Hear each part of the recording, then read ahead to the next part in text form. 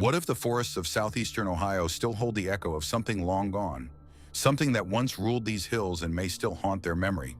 In Meigs County, Ohio, where the Shade River runs through deep hollows and hardwood ridges, the silence of the woods can feel almost unnatural.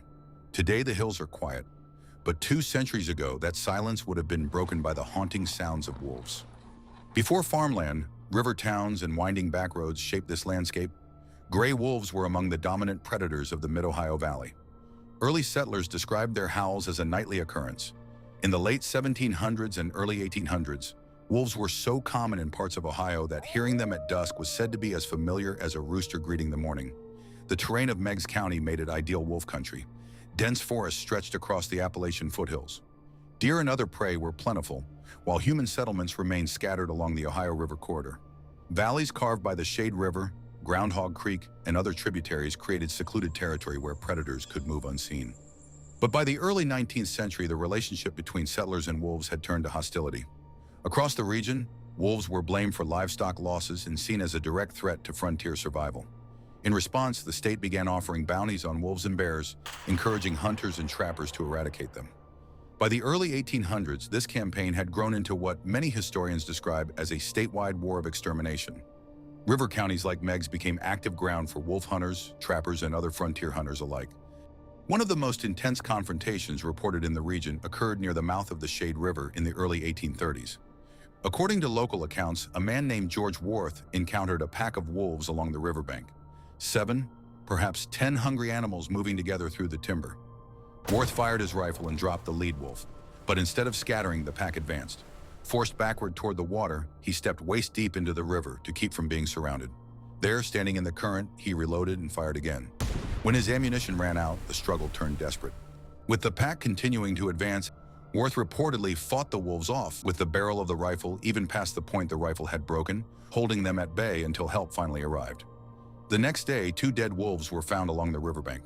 The rest had vanished back into the hills. Throughout the 1820s and 1830s, wolves were said to den in the ridges of Lebanon Township, near the headwaters of Groundhog and Old Town Creeks.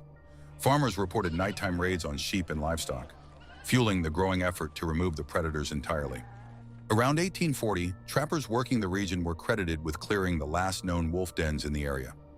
Within a few decades, wolves had disappeared from Meigs County, and soon after from Ohio altogether. Today, wildlife experts agree there is no confirmed wild wolf population in the state. Most modern sightings of wolves are actually eastern coyotes, a larger hybrid coyote that expanded into Ohio after wolves were eliminated and the forest began returning.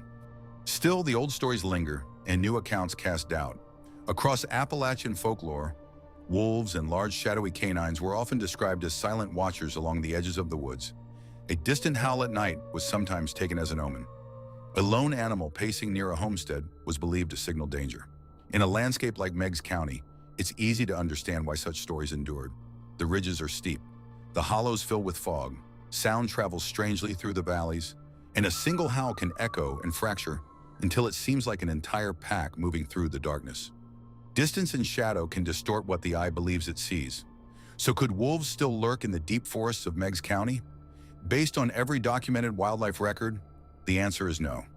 But perhaps the real shadow wolves of Meigs are not living predators at all.